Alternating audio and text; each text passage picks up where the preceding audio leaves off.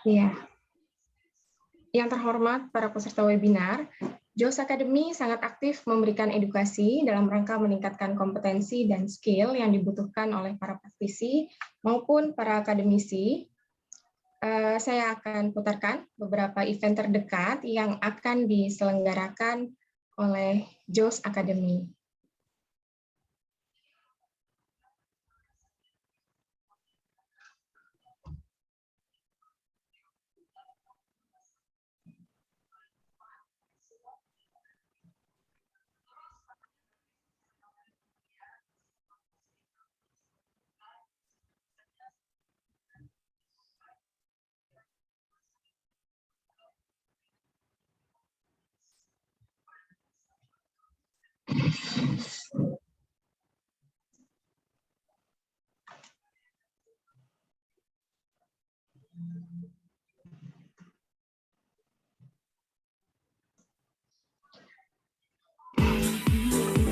Dalam webinar talent management. Webinar ini akan dibawakan oleh Bapak Riza Rahmawan, seorang talent muda berbakat yang sudah cukup lama malang melintang di Human Capital and People Development, berpengalaman di Human Resource lebih dari 10 tahun, terutama di bidang talent management, employee benefit, dan performance management system. Beliau juga merupakan salah satu founder dari komunitas Human Capital for Us Community dengan lebih dari 100.000 member. Webinar ini merupakan rangkaian HR Series yang dilengkapi dengan training dan sertifikasi yang bisa Bapak dan Ibu akses secara online di website kami, josid.com. Dengan mengikuti training ini, knowledge dan skill Bapak dan Ibu akan bertambah dan diasah karena modul pembelajaran yang kami desain eksklusif dari sumber terpercaya yang sudah digunakan sebagai best practice di dunia internasional dan kami kemas dengan spesial agar mudah dipahami para peserta dengan metode pembelajaran online yang bisa diakses kapan saja, di mana saja, dan dengan investasi yang sangat terjangkau.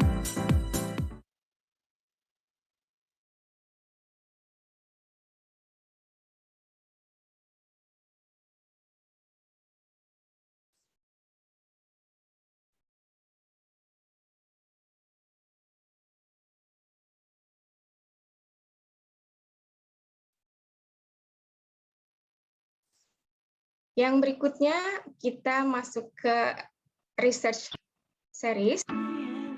Akan ada webinar research publication yang merupakan rangkaian dari webinar research series kami yang akan dipandu oleh Bapak Kandidat Dr. Agus Purwanto yang hari ini juga hadir dalam acara webinar kita.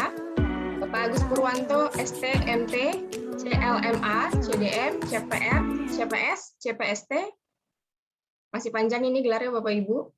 CPW, CMGR, CBHS, CHM, CCS, CBH, CM, CHCBP, CRHBP, CHRM, CCO, CEO, CX, CIMC, CCS, CBP, CCS, SPV, CMD, CME.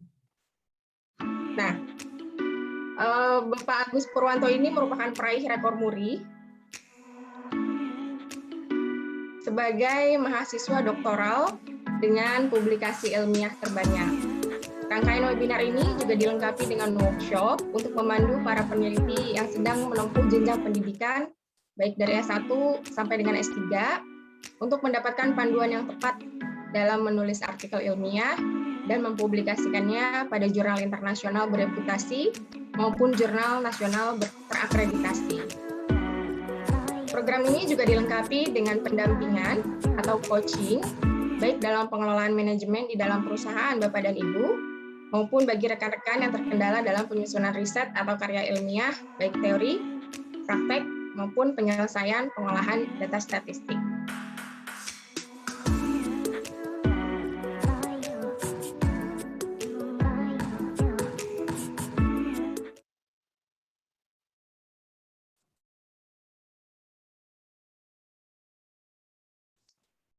Event berikutnya masih di rangkaian research series.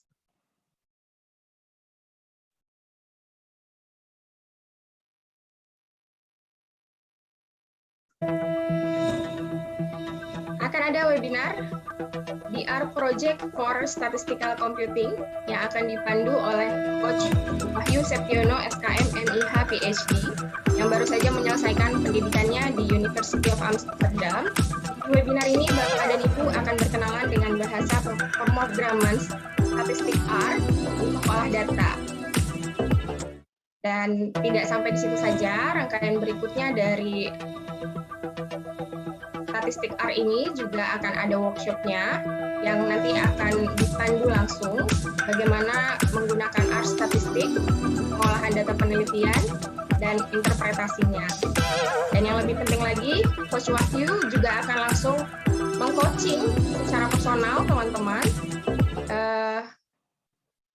untuk membantu melakukan analisa data menggunakan R statistik dari permasalahan langsung yang teman-teman temui di lapangan. Jadi jangan khawatir tidak bisa menyelesaikan laporan karena JOWS Academy hadir untuk memberikan solusi.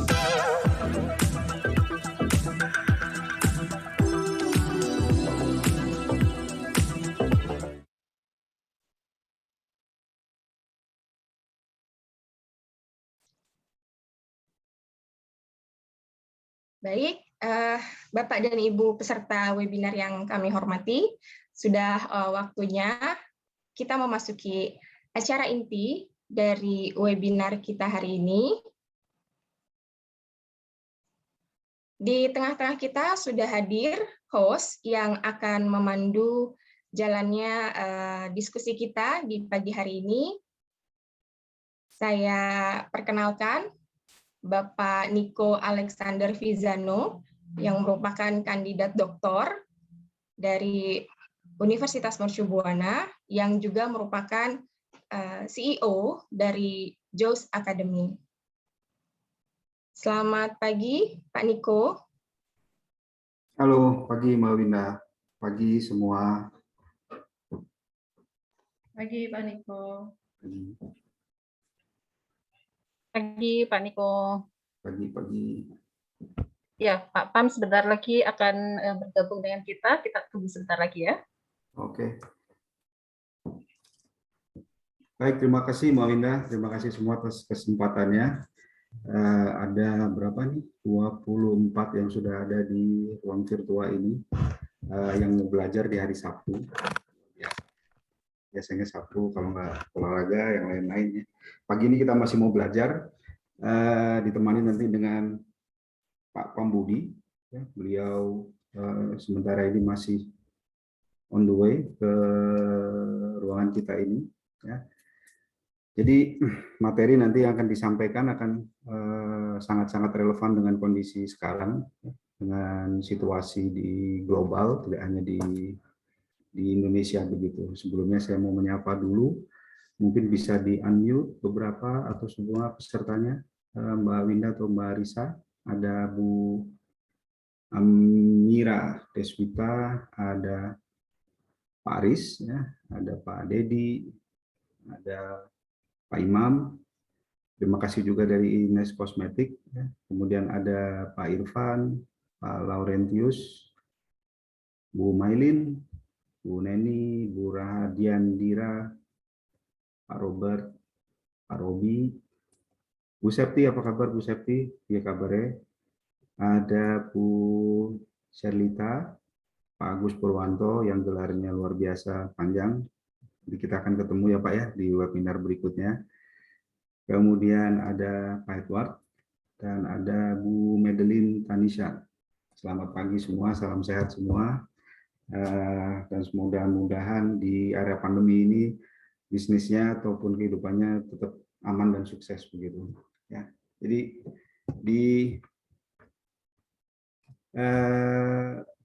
selamat datang Pak Pambudi. Oh, masih di waiting room.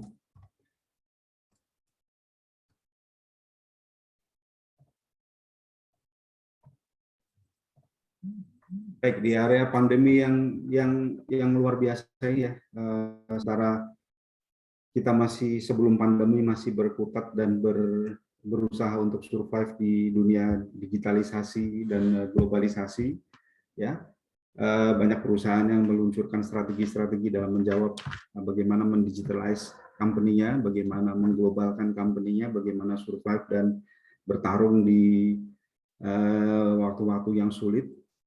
Kemudian datanglah COVID-19 yang merubah tatanan, yang merubah kebiasaan, yang merubah rule of the game. Ya, bisa dibilang dia is the game changer, the real game changer ya, yang akhirnya memaksa semua dari kita baik di kehidupan personal maupun di organisasi terutama untuk menyesuaikan diri. Ya, strategi yang dipakai yang tampak bagus jadi usang, ya. Strategi tadi yang udah dibuang jadi make sense begitu. Jadi ya inilah era yang tidak ada menduga sebelumnya bahwa akan muncul seperti ini begitu ya. Mungkin 2-3 tahun yang lalu sebagian organisasi berpikir bagaimana cara untuk survive dengan berbagai macam strateginya ya. Digitalisasi mungkin belum terlalu dilirik atau menjadi satu hal yang mungkin strategi yang akan kita capai dalam waktu 3-4 tahun ya. Kemudian dengan datangnya COVID menjadi satu hal yang harus dilakukan sekarang, harus dilakukan kemarin malah begitu ya. Jadi itu tantangannya ya, terutama di HR ya, bagian human resource, di mana human resource itu nempel di semua fungsi organisasi, mulai di depan sampai di belakang ya, mulai dari perencanaan strategik, mulai dari rekrutmen, mulai dari maintenance tim di organisasi, mulai hingga sampai di akhir waktu ada tim yang turning ya, turnover atau termasuk di dalamnya ada retensi begitu. Jadi bagian HR itu bagian yang salah satu bagian yang tampaknya tidak kelihatan, tapi salah satu bagian dari organisasi yang selalu dan terus mengalami challenge ya, mengalami tantangan dalam kondisi COVID ini begitu ya. Jadi di era yang bergejolak ya, volatile, di era yang uncertain, di era yang waktu yang tidak pasti ya, dan kompleksitinya bertambah dan juga ambiguity ya, ketidakpastian, ketidakjelasan itu jadi lebih lebar bordernya. Ini jadi tantangan untuk semua organisasi ya. Di awal COVID kita hampir semua dibekukan ya, di freeze. 2-3 bulan kemudian produksi tiba-tiba naik ya. Kemudian saat naik berbagai kendala muncul, adanya pembatasan, adanya pengurangan, kemudian adanya kesulitan baik dalam pengadaan maupun pengiriman. Jadi ini menjadi sudah bukan menjadi satu hal yang harus diratapi, tapi harus dihadapi dan bagaimana caranya kita mencari solusi. Dan lagi-lagi peranan HRD amat sangat dominan dalam menjaga ritme dari tim ya, bersama leader yang lain agar tidak terlena dengan permasalahan, tapi bagaimana caranya keluar dari permasalahan begitu. Pak Pambudi sudah hadir ya, telah hadir bersama kita Pak Pambudi.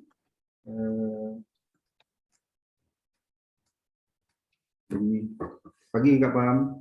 Selamat pagi semuanya, sehat selalu. Pagi Kak, sehat. Alhamdulillah, semoga sehat semua ya. Amin, amin.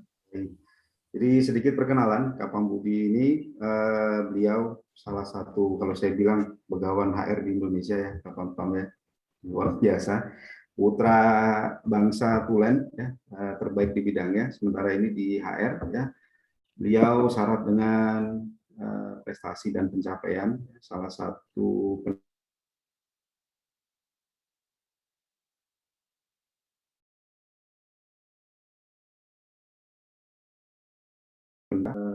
saya share profilnya beliau. Nanti kalau ada yang kurang silahkan dikoreksi ya kapan ya.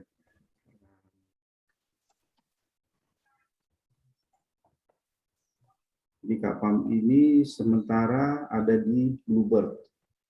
Di Bluebird sebagai HR Director, ya, yang tentunya salah satu perusahaan yang juga mengalami challenge, ya, tantangan dalam menghadapi era disrupsi ini, di mana kita tahu bisnis transportasi sempat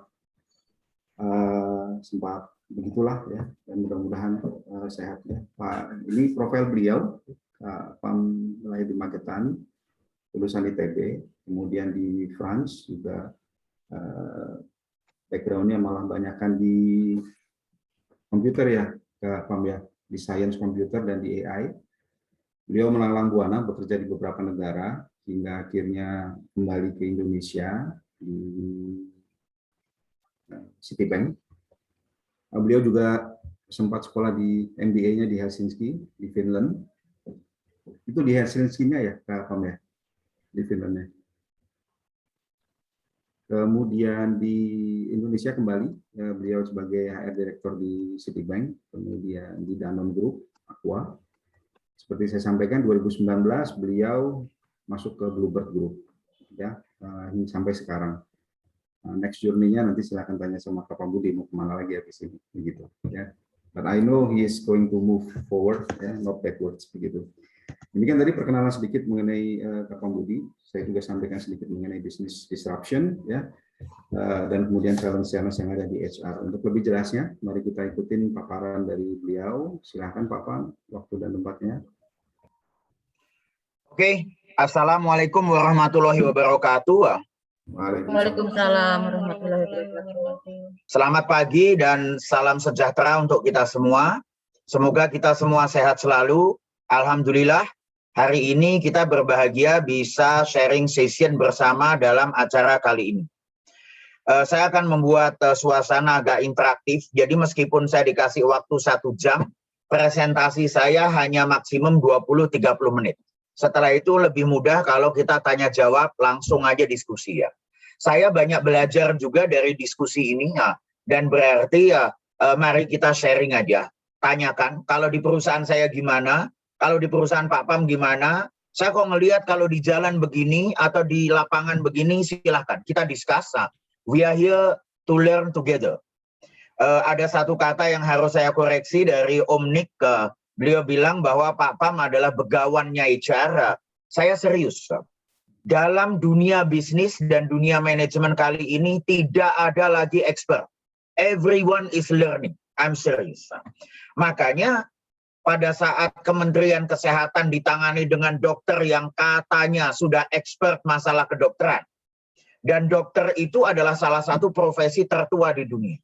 Datang COVID, nobody know what we must do. Bingung. Bahkan Menteri Kesehatan yang dokter pun nggak tahu bagaimana harus. Akhirnya diambil keputusan, everybody is learning, there is no expert. Diangkatlah Menteri Kesehatan yang bukan dokter sama sekali, yang nggak ngerti kesehatan sama sekali. Lulusan dari ITB, fisika nuklir, mantan CEO Bank Mandiri, and he is doing a great job. Artinya apa? There is no more expertise. Saya tidak akan pernah mengklaim diri saya expert, dan saya datang ke sini dengan niat untuk belajar satu dengan yang lain. Let's learn together, let's have fun together. Oke, saya akan mulai sharing session saya, dan saya akan share screen. Mohon maaf, saya belum dikasih hak share screen. Nah, kalau dalam 5 detik saya nggak dikasih hak untuk share, saya keluar.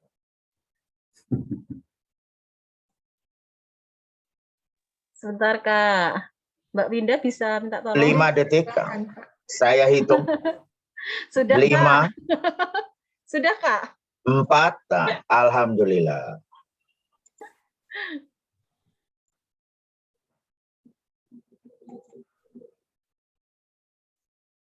Bentar. Oke.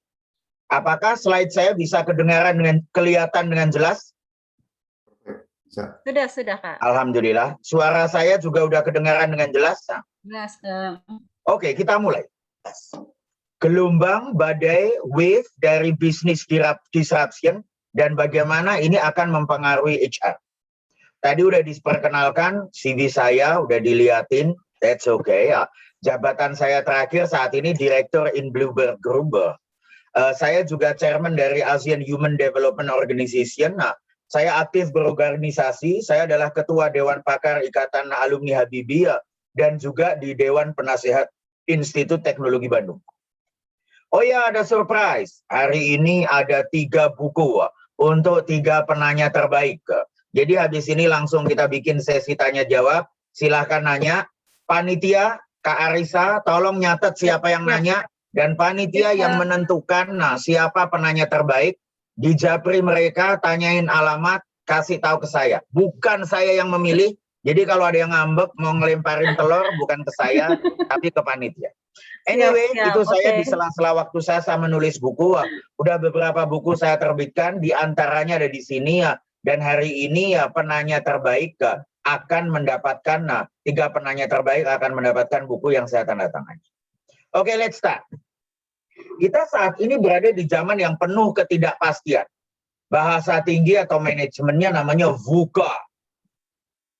Volatile, Uncertainty, Complexity, Ambiguity. Bahasa sederhananya ketidakpastian. Pokoknya nggak pasti.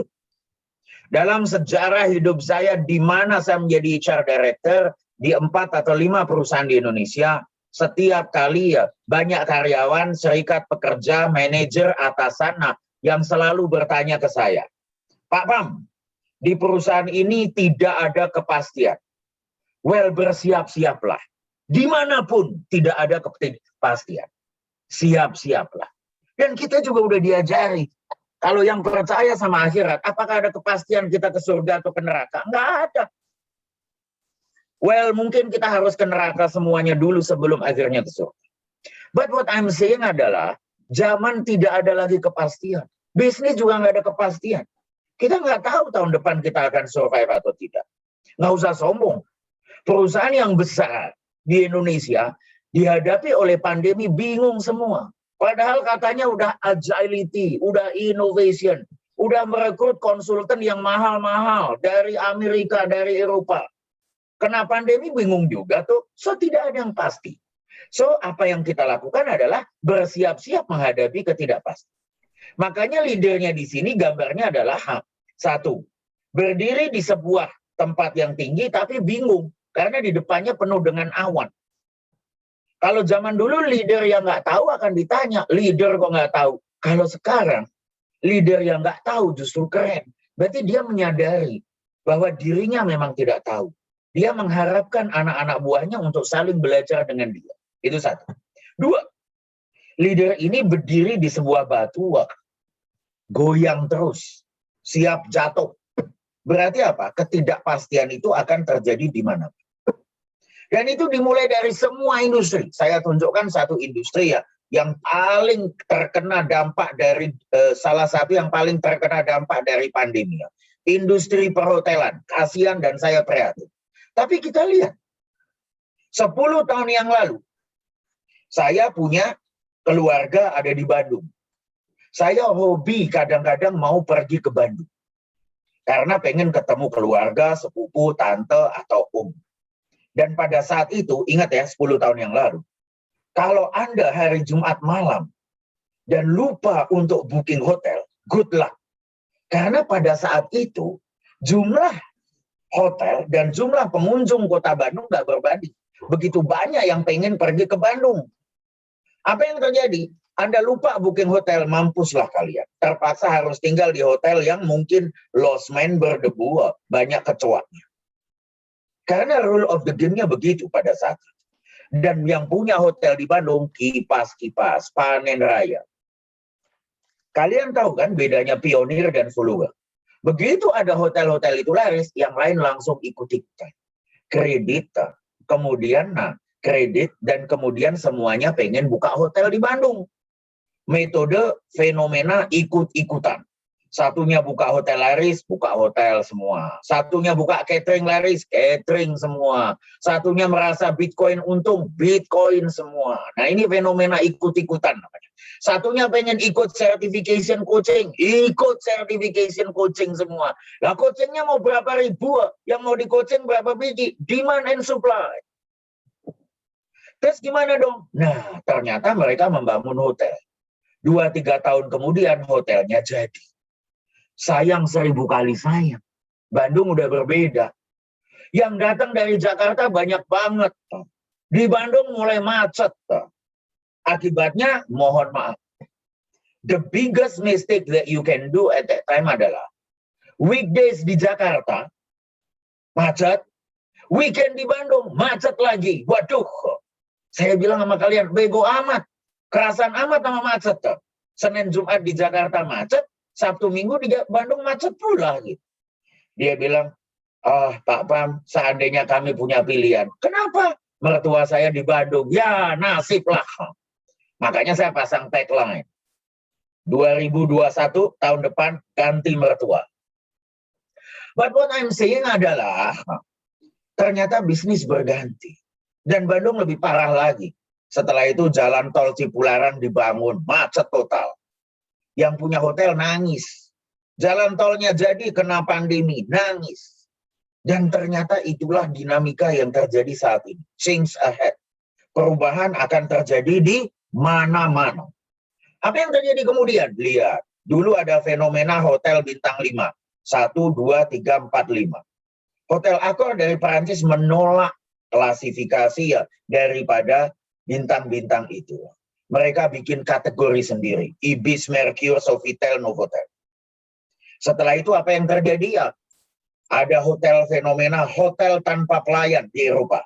Hotel tanpa pegawai, Formula 1. Semua digital. It worked very well. Apa yang terjadi kemudian? Agoda datang. Travel agent bingung karena semua orang bisa booking hotelnya sendiri, pesawatnya sendiri. Masih bingung bagaimana menyikapi itu, hotel berkompetisi dengan Airbnb. Semua orang boleh menyewakan kamar. Masih bingung dengan semua itu, home exchange datang. Artinya apa? Om Niko ini ya, kalau mau dari Jakarta mau liburan ke Thailand, dia nggak usah pesan hotel. Asal dia cari di internet, ada orang Thailand yang mau liburan ke Jakarta, Om Niko bisa tukeran rumah. Nggak usah bayar. Saling percaya. Om Niko, ini tukeran rumah ya, bukan tukeran istri ya. But fenomena home exchange terjadi. Akhirnya fenomena home exchange belum selesai disikapi, ternyata muncullah pandemi. What does it mean? Perubahan terlalu cepat. Seringkali pada saat saya melakukan perubahan, saya melakukan transformasi di sebuah perusahaan, banyak orang akan bertanya atau berkata, Pak, perubahannya terlalu cepat. Yang dulu belum selesai, yang sekarang udah terjadi. Pak Pambudi, perubahan harus dirancang pelan-pelan dengan baik. Jangan gerasa-gerusu, bahasa Jawanya. Jangan geradak-geruduk. Jangan terlalu cepat. Well, let me tell you. Di luar sana perubahannya cepat. Kalau kita tidak berubah dengan cepat, kita mati. When the speed inside you is slower than the speed outside you, you will die. Pada saat kecepatan di dalam diri kita atau organisasi kita berjalan lebih rendah daripada kecepatan di luar sana, siap-siaplah. Itu tanda-tanda kematian. Percayalah. Dialami oleh Kodak, dialami oleh Nokia, dialami oleh BlackBerry, dan akan banyak dialami oleh perusahaan lain, termasuk perusahaan Anda dan saya, kalau kita tidak berubah dengan cepat. Kenapa demikian? Kenapa nggak kayak gitu sih Pak zaman dulu? Because semua bisnis mengalami masa ini. Apa ini masa? Introduction dulu. Sebuah produk dimulai dan diperkenalkan ke market. Setelah itu akan growing. Pada saat introduction kita inovasi. Pada saat growing kita jualan. Pada saat mature kita ambil keuntungan, untung. Mau nggak mau suatu saat akan decline. Kodak jaya dengan mencetak foto, tapi lama-lama nggak ada yang mencetak foto. Telkom dulu jaya dengan telepon dalam rumah. fixed line atau PSTN. Lama-lama nggak ada lagi yang pakai telepon dalam rumah. Pertamina jaya dengan bahan bakar minyak. Suatu saat nanti, bahan bakar minyak akan digantikan dengan mobil listrik. Decline. Semuanya decline. Nah, zaman dulu masalahnya adalah maturity-nya lama. Makanya Pertamina menikmati masa kejayaannya mungkin 20, 30, atau 40 tahun. Dan semoga setelah itu akan jaya lagi ya pada saat mereka mentransformasi ya menjadi ramah lingkungan, gas, energi, dan lain sebagainya. Telepon umum atau PSTN atau fixed line atau telepon dalam rumah mengalami kejayaan pada saat namanya Perumtel. Penjaga rumah dan telenovela. Oh bukan, perusahaan umum telekomunikasi. Pada saat itu mereka jaya sekali selama berpuluh-puluh tahun. Maturity-nya lama. Tapi lama-lama tren ini akan berganti. Maturity-nya akan semakin lama semakin singkat. Karena orang keep reinventing, keep innovating. Jadi kita harus segera fleksibel. Pada saat kita mature, kita ambil keuntungan. Pada saat itu kita harus menyiapkan produk berikutnya. Sehingga pada saat produk yang satunya turun, kita udah punya produk lain yang udah akan naik dan mengambil keuntungan dari situ. Itulah yang terjadi. Makanya bisnis berubah begitu cepat. Dari startup harus segera rapid growth. Harus segera maturity. Pada saat decline harus reboot. Di Indonesia joke-nya adalah tentang startup. Ini perusahaan kok lama banget startup. Udah lama start, profitnya nggak pernah up. Malu-maluin. Startup itu jangan lama-lama. Setelah startup harus segera rapid growth, customer-nya banyak. Setelah itu maturity. Dan pada saat itu dibutuhkan leader yang berbeda-beda. Startup membutuhkan entrepreneur. Pada saat jadi entrepreneur, maka dia harus menciptakan produk yang banyak, inovator. Setelah itu kita perlu great salesman, eksekutor. Jualan, supaya pelanggannya banyak. Namanya rapid growth. Setelah itu mature. Kita perlu controller. Orang yang jago finance dan bisa ngitung operational excellence. Keuntungan sama dengan pendapatan dikurangi pengeluaran.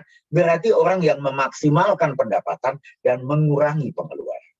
Pada saat decline, kita perlu entrepreneur dan inovator lagi. So remember this. Di fase bisnis yang berbeda-beda, kita perlu orang yang berbeda-beda.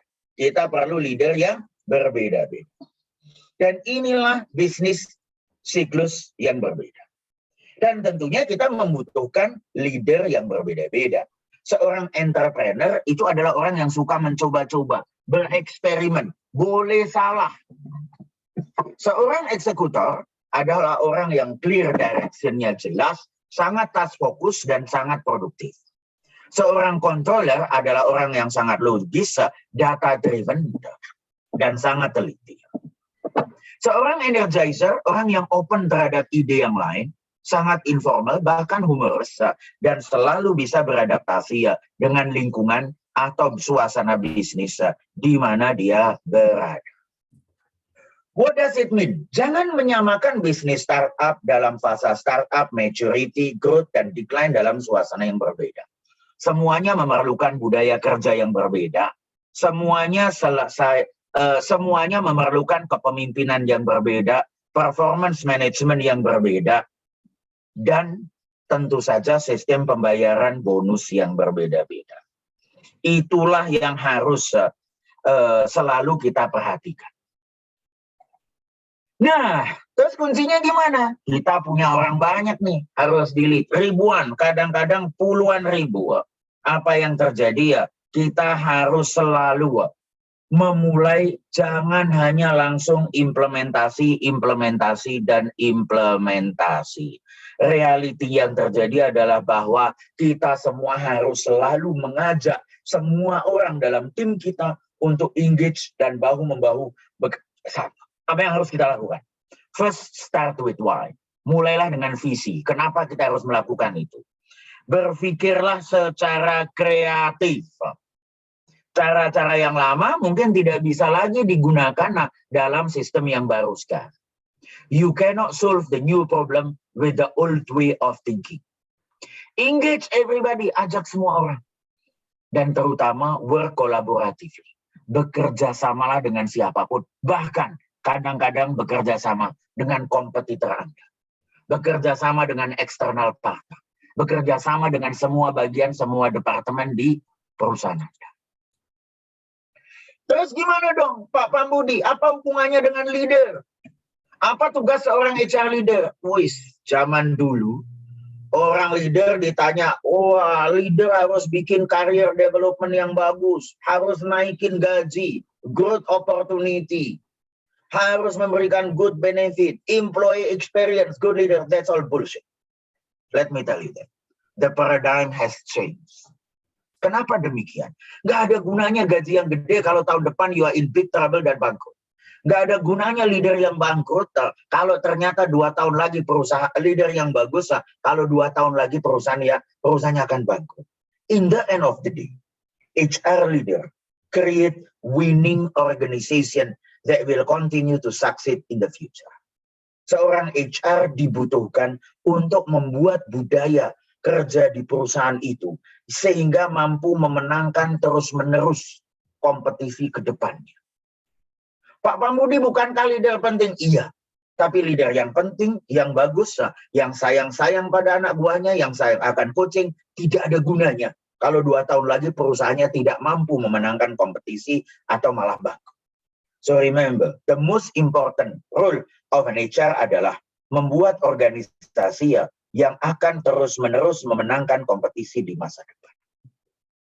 Padahal tren akan selalu berganti. Lihat tuh, Industri 4.0, artificial intelligence, data analytic, disruption, dan lain sebagainya, innovation, entrepreneurship, startup, semuanya akan selalu muncul dan muncul kembali.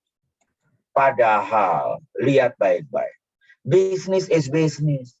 Nggak ada investor, nggak ada orang bisnis yang bilang, saya mau bisnis untuk rugi. Saya mau bisnis untuk usaha sosial. No way, ini bukan panti asuhan, Om.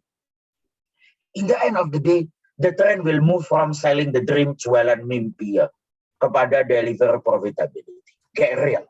In the end of the day, semua perusahaan diminta menghasilkan keuntungan. Mau mimpinya bagus, startup dengan mimpi yang keren, silahkan. But if you deliver the profit, you are with us. You don't deliver the profit, get the hell out of here. That's the rule of the game. Berarti apa? Dari sekian banyak startup itu, tentu saja is rule of the game. Beberapa akan sukses dan investor akan berjuang dan akan meneruskan investasinya. Tapi realitinya dari begitu banyak inovasi, berapa sih yang akan sukses? Realitinya dari begitu banyak perusahaan, berapa yang akan berhasil? Banyak yang akan gagal. Dan pada saat gagal, investor akan stop. Beberapa perusahaan yang berhasil akan terus-menerus berkembang dan merekrut karyawan. Beberapa perusahaan yang kurang berhasil dan yang startup akan mengurangi jumlah karyawan, melakukan layoff, bahkan menutup perusahaannya atau menghentikan bisnisnya. That's the law of nature. Ada kompetisi, ada yang lahir, ada yang survive, ada yang mati. Kalau saya belajar dunia pewayangan, ada Dewa Brahma, Dewa Wisnu, ada Siwa. Ada yang menciptakan, ada yang memaintain dan memelihara, ada yang mengmusnahkan. Berarti tugas HR juga dari 3 sisi itu. Saya bingung, saya join 32 HR community, ada WA grupnya, Telegram atau apapun. Semuanya begitu mendengarkan, wah ada PHK di sana, ada layoff di sana. Kok kayaknya takut banget. That's your job. HR yang bagus adalah dia mampu merekrut dan membangun capability sebuah perusahaan. Mampu memotivasi dan mengembangkan karyawan. Tetapi pada saat perusahaannya turun, ya dia harus mampu juga melakukan pengurangan karyawan dan meningkatkan efisiensi. Jadi HR nggak boleh alergi dengan kata layoff, dengan kata PHK. You have to do it. Suatu saat saya kerja di Munich, tadi lihat dia CV saya. Saya tinggal di Singapura bersama keluarga, tapi saya seminggu di Singapura, seminggu di Indonesia. Salah satu tugas saya adalah melakukan penutupan pada sebuah Research and Development Center di Munich. Karena harus saya pindahkan ke India atau ke Meksiko. Dan tentu saja ada 5.000 karyawan yang harus saya PHK di Munich. Terus terang ibu kandung saya sendiri, almarhum tokoh idola saya, beliau nanya ke saya, "Pam, kamu mecat 5.000 orang?" "Iya, Bu." "Dan kamu bisa tidur? Mereka kehilangan pekerjaan." Saya bilang sama ibu saya, tugas saya sangat mulia.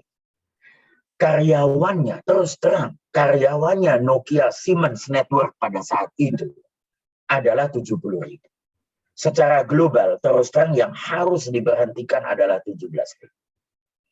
Tapi kalau yang 17.000 tidak diberhentikan, yang 70.000 semua kehilangan pekerjaan.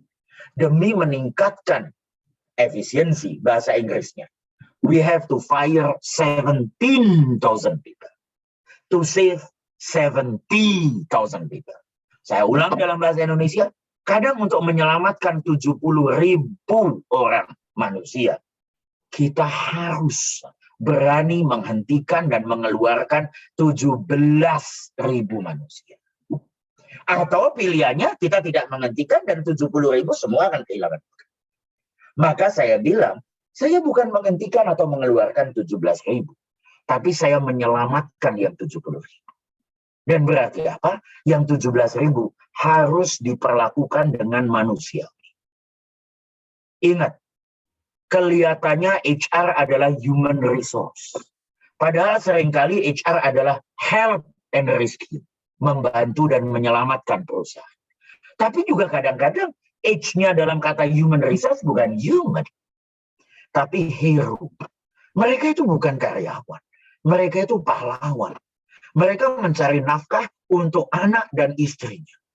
Dalam agama saya, kalau orang beribadah mencari nafkah, kalau dia meninggal, dia mati syahid. Surga adalah ganjaran. Dia hero.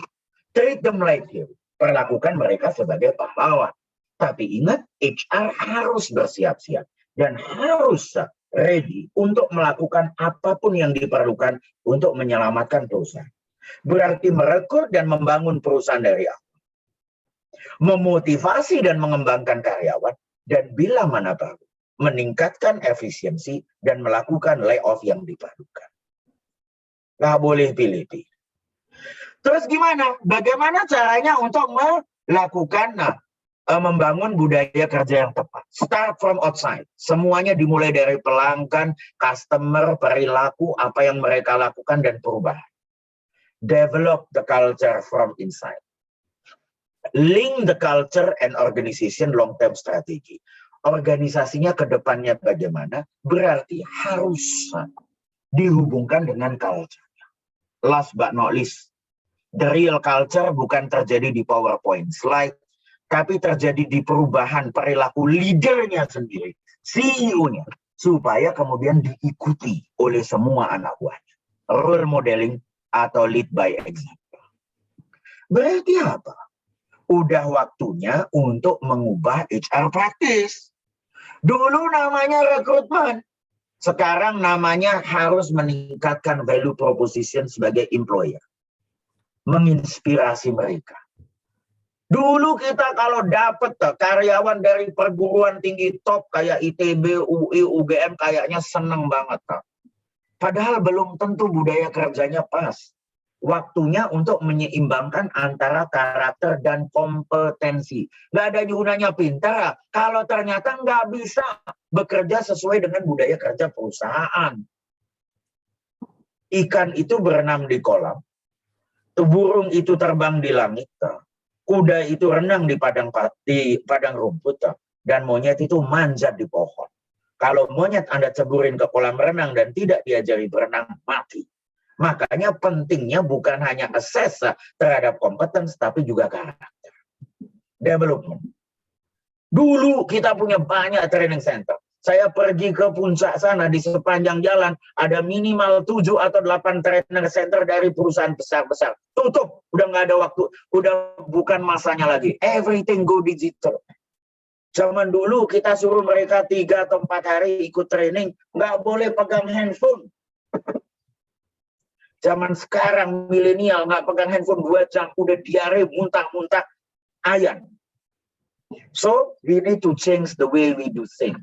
Learning on demand, learning on the job, motivation. Dulu kita dengan bangga bilang kita punya medical benefit sampai dengan 3 anak. Milenialnya datang, gue nggak punya anak bos. Buat apa medical benefit kayak gitu? Gue nggak berencana menikah, serius bos. Gue enjoy dengan bujang. Yang kolonial nggak ngerti. Tapi itu ibadah. Enggak bos, gue itu tanggung jawabnya terlalu besar. Misal, benefit by choice. Ada yang bilang, kita punya bisa beli rumah. Nggak mau bos, rumah mahal. Gue mau apartemen aja. Atau nyewa kamar kos, tapi asal dekat dengan Kuningan, Rasuna Said, di mana kantor saya berada. Benefit by choice. Cool environment. Dan terutama bosnya yang kaya. Retention. Let me tell you. Nggak ada lagi kata retention. Orang mah kalau mau kabur, kabur aja. Nggak bisa dipaksa tinggal. Mau dibayar berapapun. Nah, kalau dia emang bagus, perusahaan kompetitor akan membayar lebih mahal lagi. The only thing that you can do adalah inspiring. Menjadi perusahaan yang sangat inspiring. Membuat mereka bangga bekerja di perusahaan itu. Mereka pamer ke teman-teman. Perusahaan gue keren banget. Bos gue keren banget. Tempat kerja gue keren banget. Perusahaan gue banyak beramal. Melakukan kegiatan sosial bermanfaat bagi orang lain. People will stay with you. Nggak ada caranya untuk memaksa orang stay. Ada yang bilang, Pak, kalau saya kasih lem perekat, saya taruh di kursi, apakah mereka akan lengket di kursi itu, Pak? Ya mereka kabur juga, bahkan kursinya dibawa kali. But remember, moving from retention to inspiration. Industrial relation. Zaman dulu yang namanya industrial relation itu kayaknya orang bermasalah. Hanya orang bermasalah yang mengerti industrial relation. Padahal namanya bukan problem relation. Bukan law relation. Dan cara yang terbaik untuk menyelesaikan masalah adalah menghindari masalah.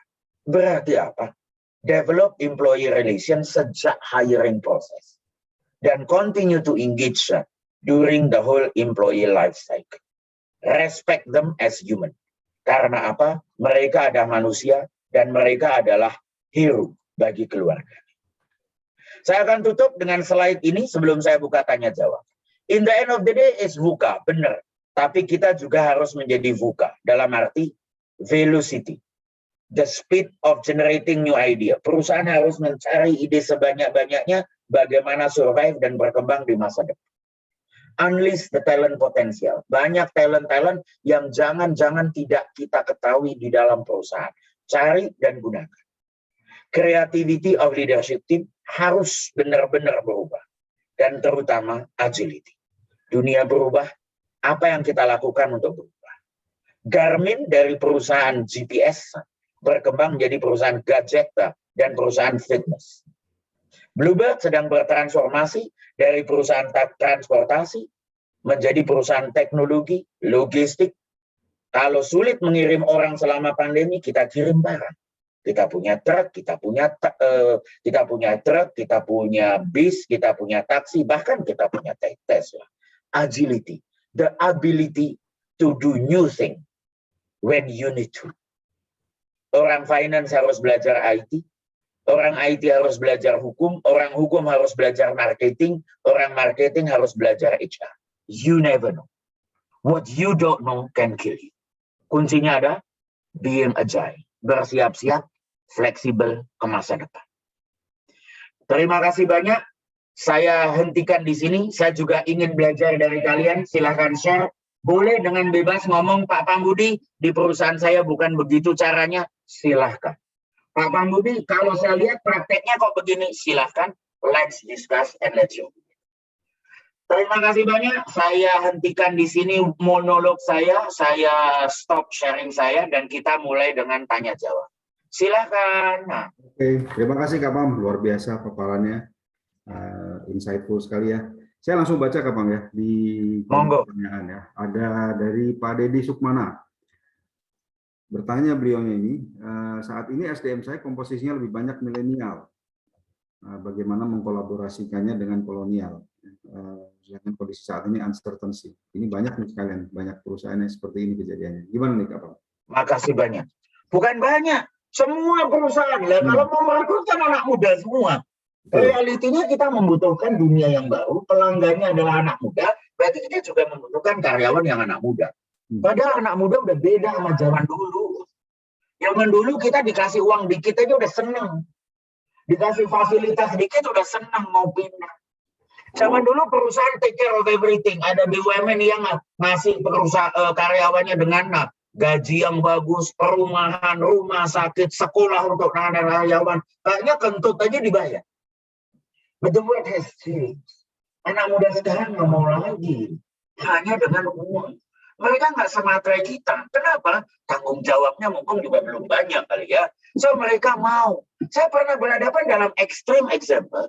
Seorang manajer di perusahaan saya sebelumnya, capek dengan kerjaannya, enough with this. Saya pengen memanage waktu saya sendiri. Ibu saya sakit, saya pengen menjaga ibu saya. Dan di sela-sela waktu saya ingin menjadi freelance. Keluar dia. Bukannya uang dapatnya lebih banyak, lebih dikit. Ya iya, tapi kan bagi saya bukan hanya uang, Pak. Flexibility, freedom, friendship. Lihat 3 F itu yang penting bagi milenial. Flexible, friendship, flexibility, friendship, freedom.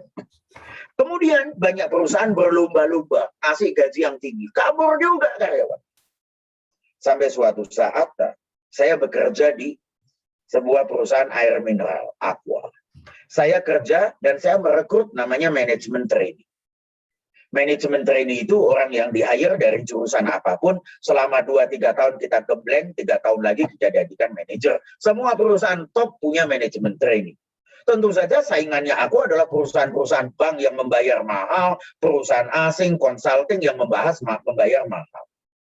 Saya terharu saat suatu saat, lulusan terbaik ekonomi UGM, IP-nya 4, melamar di perusahaan saya. Waduh, gemeteran saya. Terharu, lihat. Lulusan terbaik, IP-nya 4. Fakultas ekonomi itu kalau di UGM itu udah topnya, paling terbaik. Standar penerimanya paling tinggi. Dari UGM, salah satu universitas terbaik di negeri ini. Mungkin yang terbaik kali ya, nggak usah komplain, presidennya dari UGM. But what I'm saying adalah, bagaimana bisa lulusan terbaik dari fakultas terbaik, universitas terbaik, mau join di perusahaan saya? Saya tanya itu.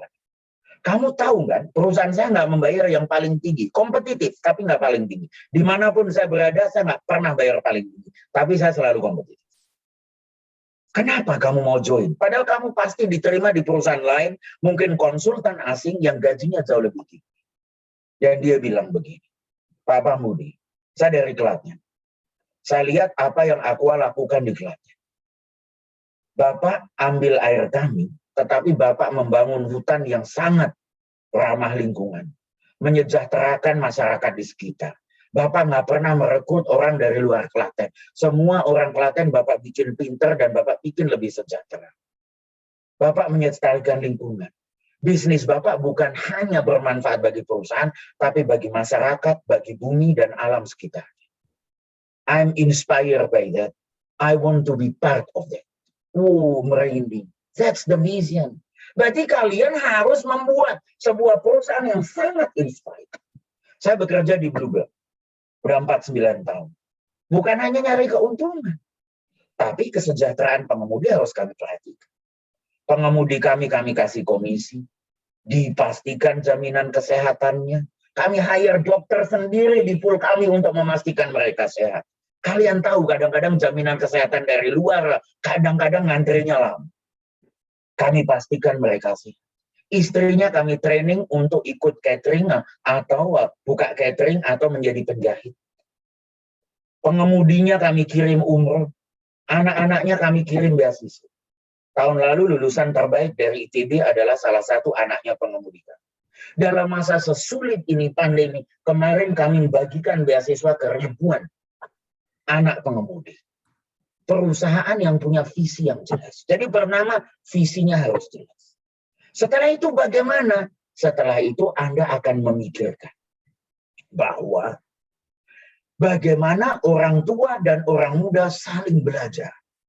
Namanya mutual learning dan mutual respect. Perusahaan nggak akan jaya seperti sekarang kalau nggak ada yang tua. Tapi perusahaan perlu berubah. Berarti apa? Respect the legacy, build the future. Anak muda nggak boleh datang petentang-petenteng, gue jago digital, gue jago IT, orang tua lu ngerti apa? Atau orang tua nggak boleh berpikir, lu anak muda nggak pernah belajar ya, kita yang membesarkan perusahaan. Mentalitinya mutual learning, mutual respect. Yang anak, orang tua harus merasa, kami memang membesarkan perusahaan ini, tapi dunia berubah. Kami ingin belajar dari yang muda. Yang muda harus datang, kami memang mempunyai kompetensi yang dibutuhkan. Tapi kami perlu mempelajari budaya kerja dan fighting spirit dari generasi tua. Mutual learning, mutual spirit. Next question. Jadi kalau kembali ke tadi, lagi-lagi peranan HR ya Kak Pam ya, agar bisa mengkolaborasikan. Betul, penting sekali. Oke. Pertanyaan berikutnya, bagaimana dari Kak Tony, Bu Tom, bagaimana perusahaan konvensional bisa bertahan di VUCA ini Kak, di kondisi seperti ini? Yes. Perusahaan konvensional bisa bertahan dengan dua hal. Satu, strengthen the foundation, build the future. Bluebird adalah perusahaan yang ada 49 tahun yang lalu. Kami tetap bertahan. Kenapa? Karena fondasinya kuat. Fondasinya apa? Kejujuran dan pelayanan pengemudi kami. Kami punya itu. Sementara yang lain mungkin hanya mengandalkan pokoknya orang ngisi aplikasi bisa jadi pengemudi. Kami menyeleksi, kami mentraining, memotivasi pengemudi kami. Berarti apa? Itu harus diperkuat. Saya masih naik taksi tiap hari. Kadang-kadang saya juga coba kompetitor supaya saya mengerti customer experience. Dan terus terang, di handphone saya juga dipasang semua aplikasi online dari produk saya dan produk kompetitor saya. Saya bandingkan. Kalau saya pakai produk saya, Bluebird, makanya saya pakai baju biru kan, backgroundnya juga lagi biru. Saya pasti dapat taksinya kira-kira seperti ini. Pasti bersih, sopirnya pakai baju seragam, senyum, SOP-nya ada. Terus terang, saya beruntung kadang-kadang pakai perusahaan kompetitor. Di mana taksinya bersih, baru keluar dari dealer.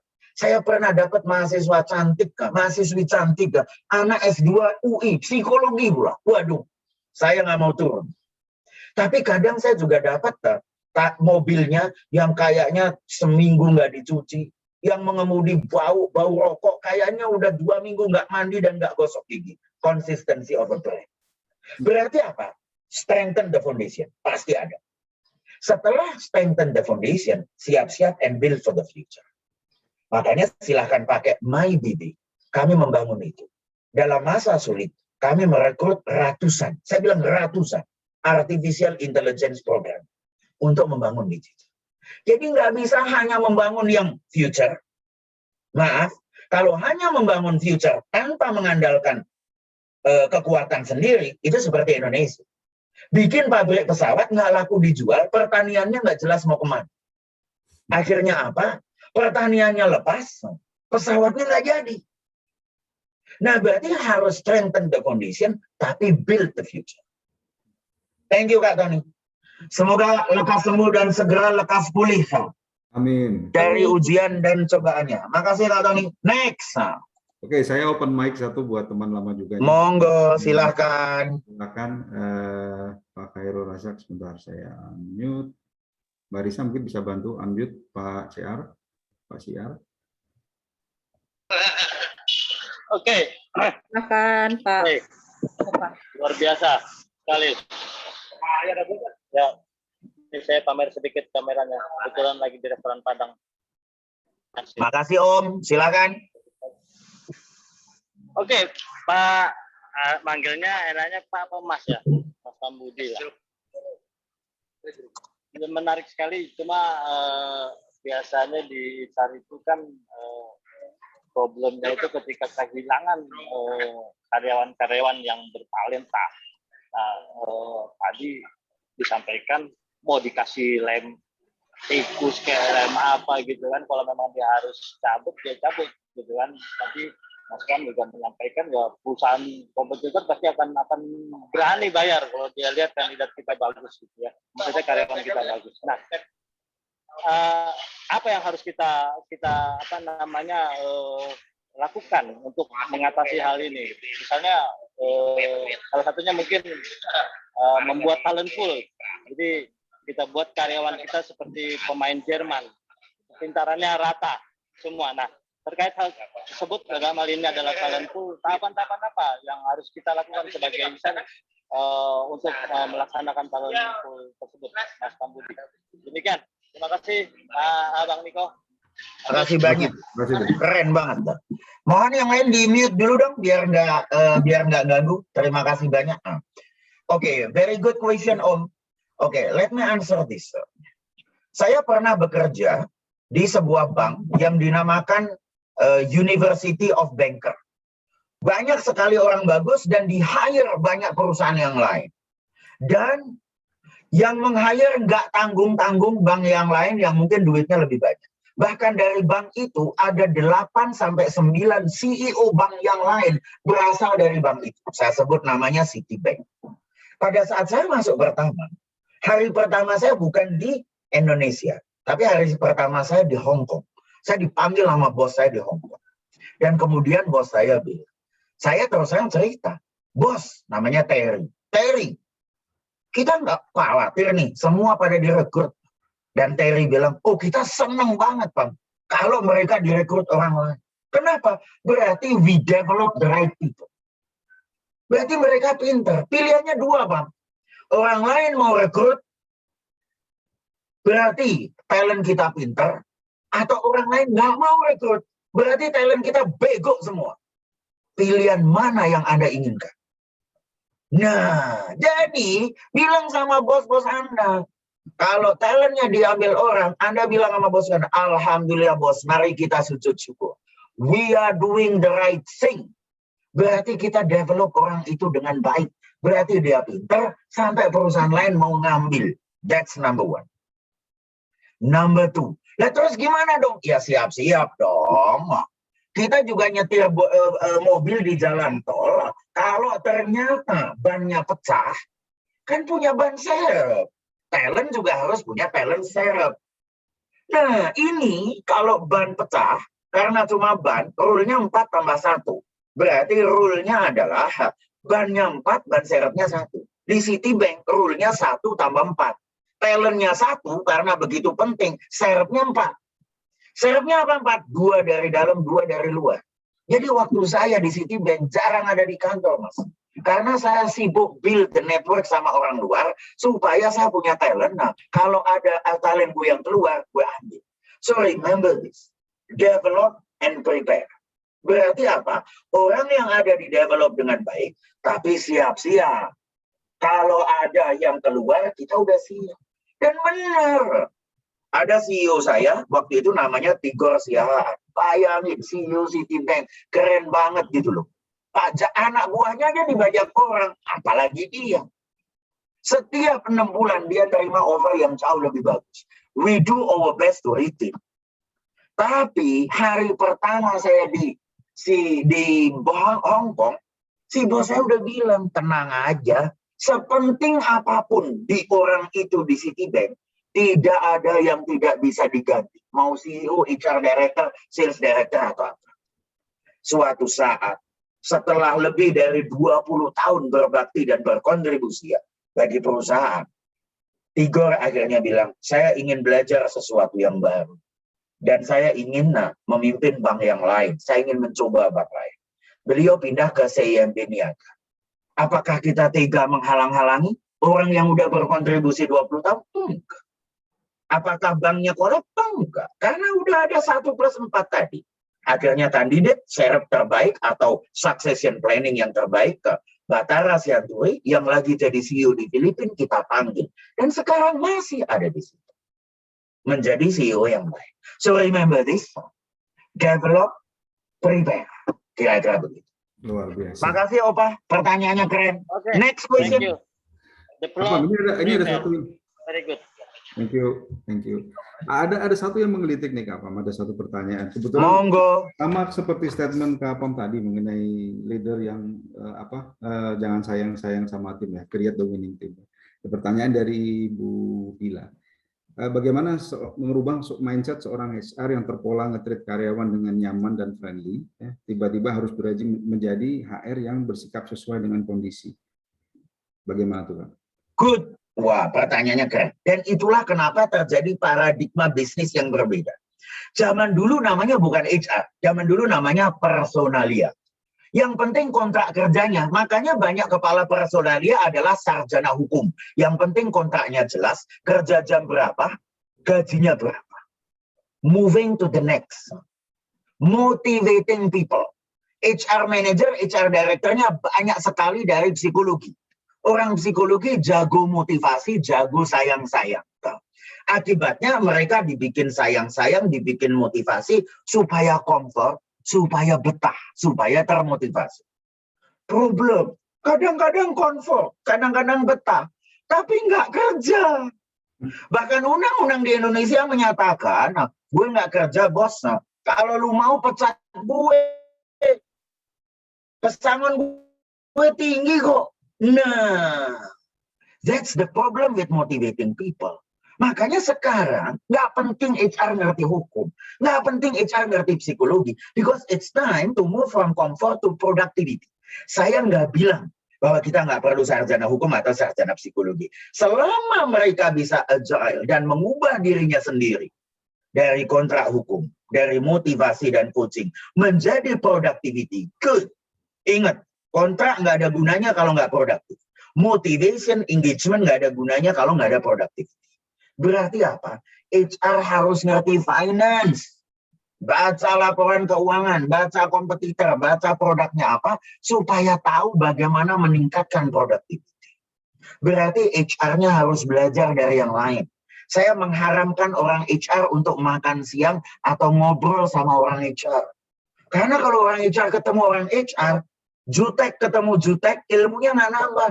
Aduh pusing gue mikirin serikat gue. Oh gue juga bos. Ya kapan nambah ilmunya? Coba kalau ngomongnya sama orang marketing. Lu lagi sibuk ngapain? Kita lagi brand activation. Hah? Brand activation? Panganan opo gue? Itu apa? Let me explain to you. Orang marketing nah, kalau lu di HR lagi ngapain? Kita lagi ngukur employee engagement. Apa itu? Tell me. Saling belajar. Orang HR ketemu dengan, misalnya orang finance lagi ngapain? Kita lagi ngitung return on investment. Caranya gimana? Lihat baik-baik. Ilmunya, networknya Bapak bertambah, networknya sangat bertambah. That's what we need to do. So HR, learn. Harus belajar yang lain. Apapun yang belum tahu, belajar sebanyak-banyaknya. Please, background Anda apapun, saya menghormati Anda. Mau hukum, mau psikologi, mau belajar filsafat, perbandingan agama, tarbiyah, usuluddin, I don't care. As long as you are learning the business to improve productivity. Next. Awesome. Berikutnya dari Pak Rahardian Dira, beliau bertanya, seberapa besar pengaruh kreativitas pegawai terhadap perkembangan suatu perusahaan? Beliau juga bertanya, bagaimana peran manajer dan jajaran pimpinan suatu perusahaan dalam meningkatkan kinerja agar tetap eksis, terutama di COVID ini. Makasih. Tentu saja jawabannya sangat penting. Kenapa? Karena perusahaan itu, again, ingat baik-baik ya, strengthen the foundation, build the future. Pegawai yang kreatif akan berpikir mencari ide baru, menciptakan produk baru. Kalau strengthen the foundation, maka pegawai yang kreatif akan mencari cara-cara yang lebih efisien untuk membuat proses yang lama menjadi lebih bagus. So, creativity penting. Pegawai Anda nggak kreatif, mati. Apa perannya manajemen? Support and be role model. Kodak itu kalah karena kamera digital. Padahal insinyur pertama yang menciptakan kamera digital adalah orang Kodak. Tapi nggak disupport sama manajemennya. Akibatnya bangkrut. So what does it mean? Tugasnya manajemen adalah mensupport, melihat ide yang bagus yang mana, dan kemudian disupport. Pada saat yang sama, mereka menjadi role model. Mereka sendiri harus kreatif. Next question. Selama ini kita bicara di perusahaan yang bisa dibilang big dogs ya, Kak Pam ya. Pertanyaan dari Pak Agus Purwanto nih bagus juga nih. Bagaimana dengan perusahaan yang UMKM? Bagaimana cara bersaing di digital, di area digital dan disrupsi ini? Gitu. Good. UMKM memang kecil, tapi ingat yang saya bilang tadi. Semuanya nggak bisa ditangani sendiri. Lihat baik-baik. Engage everybody. Work collaboratively. Berarti kalau UMKM udah kecil mau ngerjain sendiri, ya matilah kau, kawan. Berarti ya, kalau merasa UMKM, IT-nya dipartnerin sama yang lain, bagi hasil.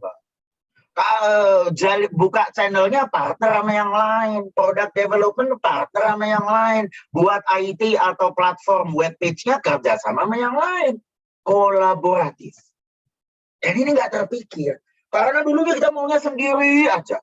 Bluebird melakukan hal yang sangat revolusioner. Kita berpartner dan bekerja sama dengan Gojek. Gile, semua orang pada kebakaran jenggot tuh.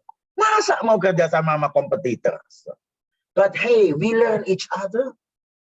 Mereka bisa pakai platform kita bisa platform mereka, kita bisa belajar digital dari mereka bisa saling belajar dan saling mengembangkan industri bersama-sama. Kadang-kadang dalam bisnis bukannya rebutan cake yang sama, tapi bagaimana cake itu diperbesar supaya akhirnya semua orang mendapat bagian yang lebih besar. So remember this, berarti apa? Pak, kalau Anda UMKM, congratulations. Itu rahmat. Tapi jangan lupa bekerja sama dengan banyak orang. Bahkan dengan kompetitor. Good. Jelas? Next. Oke. Ada dari Bu Puji Rahayu, Kak Pam. Monggo. Bagaimana orangnya tuh kayaknya suruh buka video, suruh ngomong sendiri. Boleh tuh, mana Bu Puji? Coba silahkan. Oh ini ada Pak Robi yang raise hand. Silahkan, dari tadi raise hand. Monggo Pak Robi. Oke, terima kasih Pak sudah dikasih Alhamdulillah. kesempatannya untuk bertanya. Kenapa nggak buka video Pak? Lagi di kamar mandi. Oke, bisa sebentar ya. Internetnya agak Pak. itu sih. Oke. Monggo Pak Robi. Jadi sebelumnya nama saya Robi, saya masih murid S2 di sebuah kampus di ITB. Jadi pengalaman saya belum ada ya di dunia HR ya. Di pertanyaan saya agak basic.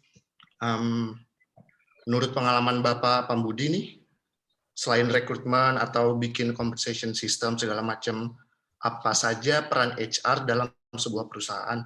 Contohnya, misalnya ketika Bluebird ingin mengeksekusi bisnis plan baru gitu, apa peran HR dalam sebuah perusahaan? Apakah mereka cuma berkontribusi di awal atau sampai akhir dari bisnis plan itu mereka ikut berkontribusi?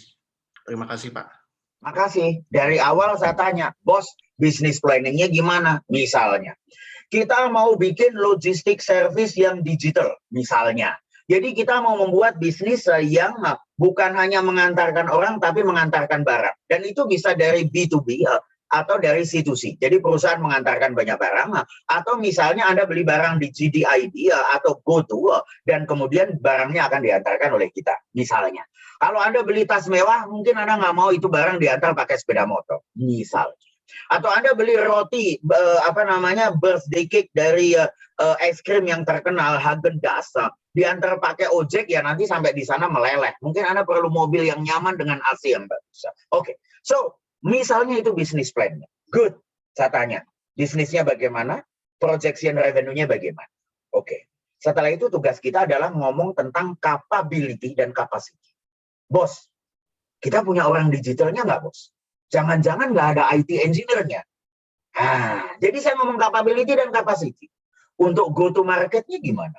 Untuk sosial media campaign-nya gimana? Jangan-jangan kita punyanya orang marketing yang hanya biasa pasang billboard. Tapi sekarang harus main di Instagram, YouTube, dan lain sebagainya. So remember, for every new business plan, you look at the people from 3 angles. Capability yang dibutuhkan. Capacity jumlahnya berapa. Dan culture-nya, way of working. Bagaimana? 3 hal itu dilakukan. Kalau ada, alhamdulillah, most likely nggak ada. Kalau nggak ada, direkrut atau dididik. Setelah itu dimonitor dan dikawal. In the end, it's productivity.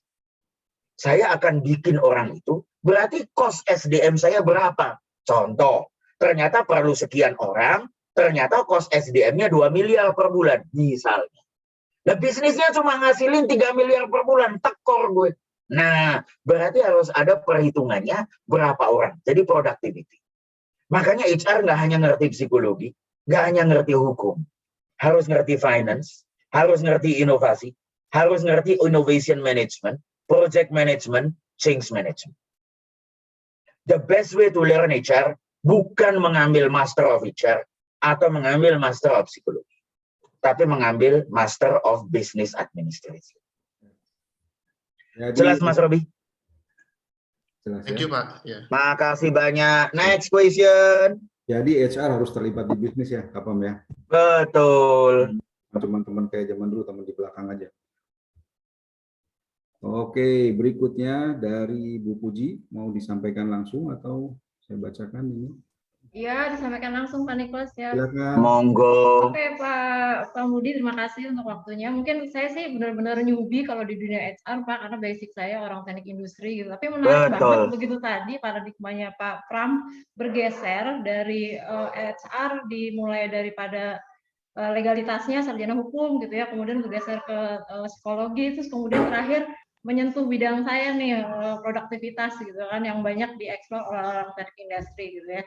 Kemudian Pak, kalau memang ukuran HR lebih melihat kepada productivity-nya, kok saya sih mungkin agak kesulitan membayangkannya, kira-kira indikator apa ya, karena kan kalau dibilang tadi Pak Budi, kita bergerak berubah gitu loh, dari yang mungkin dari function awalnya, kemudian tadi Pak Budi juga di slide-nya ada menyajikan bergerak bergeser harus inspire segala macam, apalagi di era VUCA gitu ya Pak. Kira-kira indikator apa yang mungkin bisa digunakan untuk mengukur productivity HR? Mungkin bisa dikasih case-nya dari ini Pak, dari yang Bluebird. Saya termasuk yang pernah mendengar sendiri direktur owner Bluebird gitu ya, menyampaikan bagaimana mereka survive, itu sudah pasti manajernya luar biasa keren. Nah, mungkin Pak Budi bisa memberikan case dari situ. Terima kasih Pak Budi. Makasih banyak. Productivity itu sederhana, Bu. Hasil dibagi dengan cost. Yes. Saya pernah kuliah di Teknik Industri ITB tahun 86. So it's normal. Jadi productivity itu adalah hasil dibagi dengan cost. Jelas ya? Hasilnya sebuah perusahaan apa? Penjualan. Cost-nya apa? Lah, total cost payroll-nya berapa, Bu? Output per input gitu ya Pak? Iya, output dibagi input. Sama persis. Berarti penghasilannya sekian miliar, dibagi cost-nya sekian miliar. Semakin tinggi, semakin bagus. Pak, kondisi perusahaan saya parah, bodoh teing. Anda tidak dinilai dari pada saat Anda datang ke situ. Tapi perbaikan yang Anda lakukan di situ. Berarti ya, pada saat Anda datang ke situ berapa, misalnya Bu, satu headcount, satu pegawai misalnya menghasilkan 3 miliar per bulan overall misalnya, berarti setahun 2 tahun kemudian harus naik jadi 4 miliar, 5 miliar atau berapapun. Itu berarti caranya jago. Padahal caranya kan 2 Bu ya. Menaikkan output berarti meningkatkan penjualan dan lain sebagainya. Berarti dengan begitu Anda menaikkan productivity. Atau Ibu bilang, tapi pandemi Pak, penjualannya susah naik. Ya berarti cost-nya yang harus dikurangi kan? That's easy. And that's what you need to do. Makanya HR yang baik kali ini bukan lagi bermain-main dengan alat psikologi, coaching, sayang-sayang anak buah. Mainnya sama angka. Saya ngelihat Excel tiap hari. Saya tiba-tiba jadi jago makro. Oke Pak, berarti nanti function semua departemen HR harus dikuantitatifkan ya Pak ya? Of course.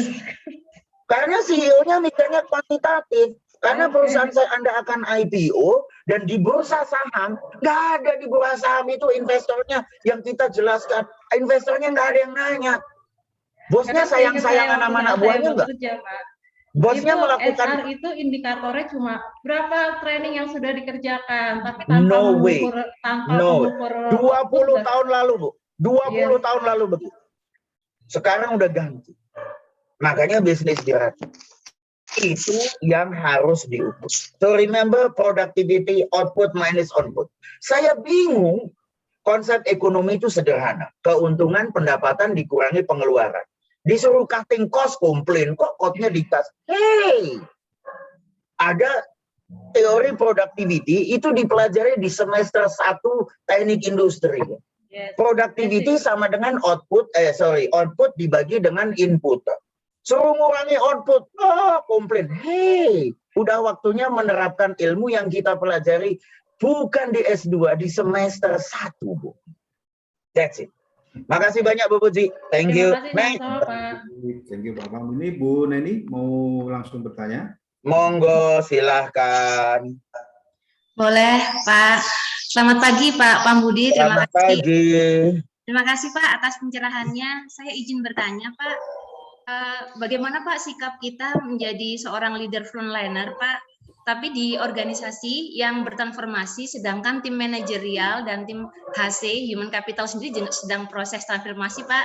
Jadi sedang proses norming, sehingga banyak ketidakjelasan, dan akhirnya menambah beban kami di leader-leader frontline ini, selain mikir operasional, juga memikirkan tentang tim kita di bawah bagaimana terus bersemangat, terus berinovasi. Seperti itu, Pak. Mohon pencerahannya, Pak. Terima kasih. Makasih banyak. Bu, problem di dunia ini banyak sekali.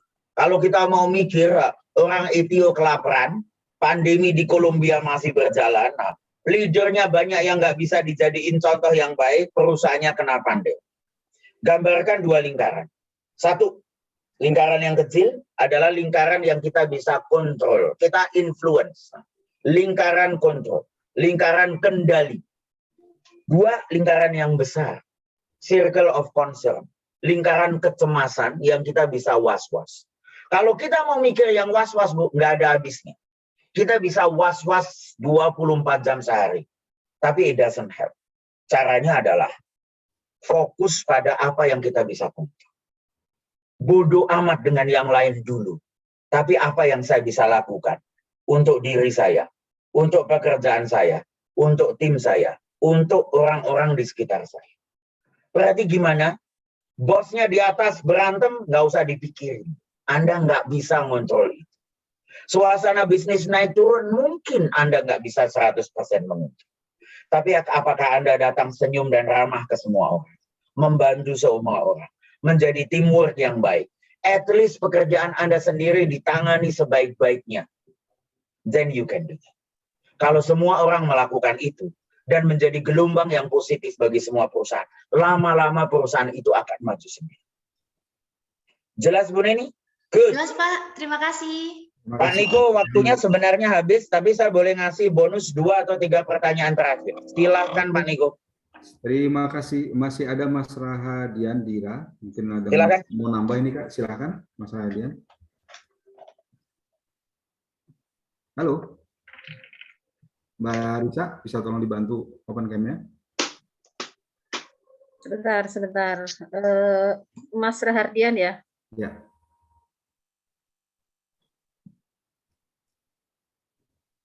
Ya, silakan, sudah di-unmute. Tapi Halo? tidak mau ya. Tidak bisa. Oke, mungkin tadi beliau bilang jaringan. Dibacakan saja ya. Nah, apakah stres psikologi dan fisiologis mempunyai pengaruh besar terhadap kinerja pegawai perkembangan? Kemudian berapa besar pengaruh penghargaan prestasi terhadap kinerja? Jadi bicara ya. Oke. Kan. Sangat berpengaruh. Sangat berpengaruh. Dan itu akan menghancurkan semua produktiviti. Masalahnya kalau nggak stres, orang terlalu leha-leha. Berarti we need the right amount of stress. Seperti mobil. Kalau mobil jalan ya harus panas dong. Kalau nggak panas ya mobilnya nggak jalan, mesinnya nggak melakukan friction. Tapi kalau terlalu panas turun mesin. Berarti gimana caranya? Mobil ada radiator, air yang dipasang di mesin. Nah, yang pada saat terlalu panas dia mendinginkan suhu mesin. Semua orang harus belajar stress management quotient. Hobi, ibadah, sholat, berdoa, main golf, main kartu sama teman-temannya, go west, lari pagi, olahraga atau apapun namanya stress management quotient. Dan itu radiator. So remember this. Seperti mobil yang berjalan, Anda harus mempunyai radiator. Don't worry kalau hangat dikit, stres dikit is good. Stres kebanyakan turun mesin, sakit jiwa, pergi ke rumah sakit.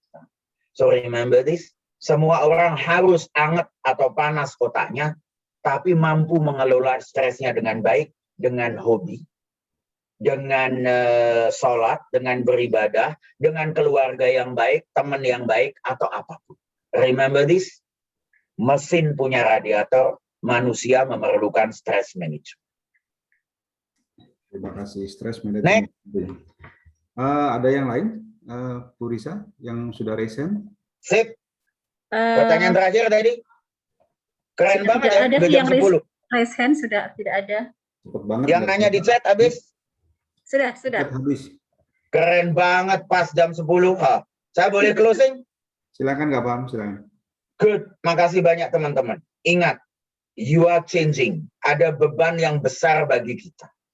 Saya selalu bilang, tugas saya sehari-hari akan sederhana kalau saya hanya mencari nafkah untuk diri saya dan keluarga saya. Tapi saya mencari nafkah untuk diri saya dan keluarga saya. Dan saya membantu para pengemudi saya, 30.000 orang. Dan 4.000 karyawan Bluebird. Mencari nafkah buat mereka. Dan itulah yang membuat saya bangun tidur dengan semangat setiap hari. Karena ada 34.000 orang yang nyawanya, nafkahnya di tangan kami seluruh board of director. Apa yang kami lakukan menentukan nyawa mereka, nafkah mereka. Padahal apa? Mereka ini seorang diri, punya istri, mungkin punya 2 anak. Jadi mungkin bukan 34.000, mungkin 150.000. Tugas kita besar. Tapi tugas itu pasti kalau niatnya baik akan ada petunjuk dari atas. Makanya kepemimpinan yang baik selalu berfokus pada bisnis. Lead your business. Tetapi sebelum kita lead your business, Anda harus memimpin tim Anda dulu dengan baik. Lead your team. Dan sebelum Anda memimpin tim Anda dulu dengan baik, Anda harus memimpin diri Anda sendiri. Makanya kalau mengembangkan bisnis, berarti harus mengembangkan tim dan jangan suka mengembangkan diri sendiri. Belajar tiap kali supaya ilmu kita juga nambah, dengan itu bisa mengembangkan tim dan mengembangkan bisnis. That's what we need to do. Dan terutama ingat, Mahatma Gandhi pernah berkata, be change you want to be. Artinya apa? Perubahan itu tidak dimulai dari orang lain, tidak dimulai dari bisnisnya, tapi dimulai dari kita sendiri. Berarti, if you want to change the business, you have to change your team. But before, we have to start by changing yourself. Terima kasih banyak. Nama saya Pak Budi Sunarsihanto. Apabila ada salah kata atau salah ucap, mohon dimaafkan. Nah, wabillahi taufik wal hidayah. Wassalamualaikum warahmatullahi wabarakatuh. Waalaikumsalam warahmatullahi wabarakatuh. Pam, jangan dulu live, kita foto bersama nanti kan? Iya, Pak. Saya boleh kasih kesimpulan dikit ya, Kak Pam ya? Monggo, silakan. Jadi ada 5 poin nih kalau saya simpulkan ya. Perubahan itu sudah menjadi kebiasaan, betul ya Kak Pam ya? Jadi jangan kaget begitu.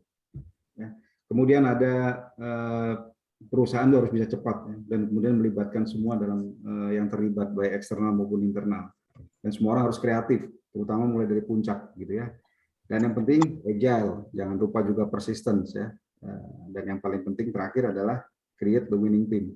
Ya, bukan create settle team begitu. Oke, demikian tadi rangkaiannya dari Kak Pam Budi. Saya serahkan ke Bu Risa dan Mbak Winda. Silakan untuk foto bersama dan pembagian door prize nanti ya. Assalamualaikum warahmatullahi wabarakatuh. Waalaikumsalam warahmatullahi wabarakatuh.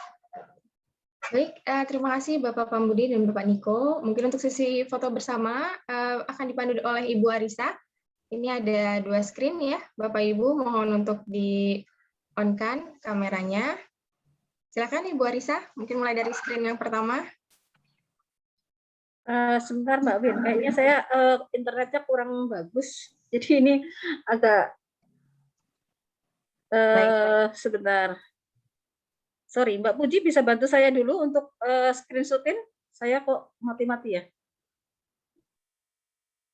Oke Mbak, siap siap ya, on kamera semua. Oke, 1, 2.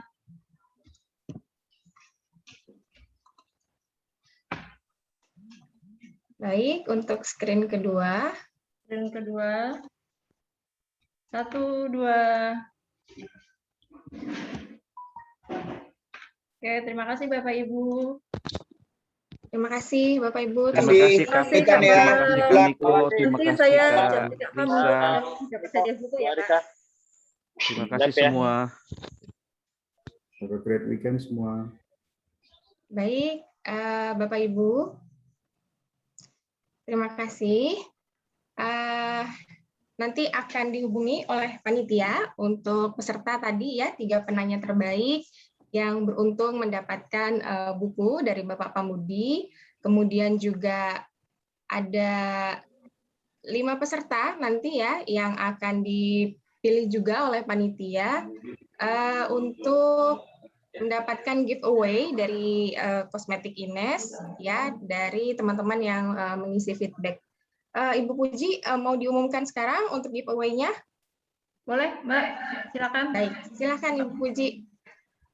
Untuk pengisi feedback, saya pilih untuk 5 paket ya, Mbak. Kita ada tersedia 5 paket dari Ines. Jadi dari Ibu Amira Deswita, terima kasih untuk feedback-nya Mbak Amira. Kemudian Bapak Edward, Mas Edward. Kemudian Mbak Rida Jelita, ya. Terima kasih untuk feedback yang diberikan.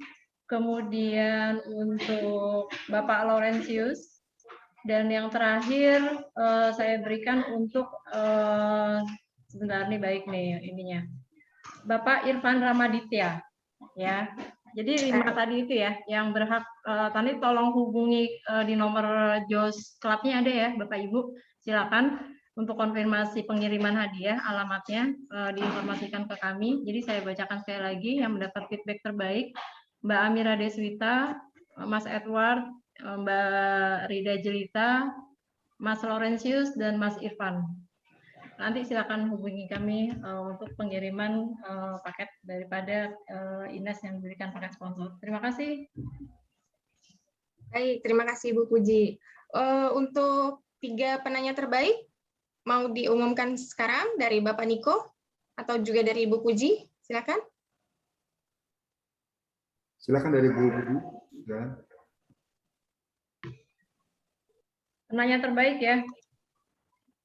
3 penanya terbaik yang mendapatkan buku dari Bapak Pambudi. Oke, tadi untuk Mbak Dila Arlan, kemudian Mas Rahardiandira, dan juga terakhir Mas Dedi Sukmana. Baik, selamat sekali lagi buat peserta yang beruntung. Masih ada lagi Ibu Puji untuk giveaway-nya untuk penanya? Penanya cukup, Mbak. Oh, penanya ada berapa? 5 ya? Ada lagi dari giveaway dari Ines-nya, Ibu? Oh, dari Ines ya. Yang dari Ines kebetulan untuk Mas Agus Purwanto, kemudian Bapak Tony Bultom, dan terakhir Bu Neni. Baik. Kepada para peserta bisa menghubungi panitia, nanti dari panitia juga akan mencoba untuk menghubungi peserta. Selamat sekali lagi kepada peserta yang mendapatkan giveaway. Juga dengan demikian berakhirlah rangkaian acara webinar HR Series kita hari ini. Sekali lagi kami selaku panitia mengucapkan terima kasih banyak atas partisipasi dari Bapak Ibu sekalian. Mohon maaf atas segala kekurangan dan sampai jumpa di acara berikutnya yang dipersembahkan oleh JOS Academy.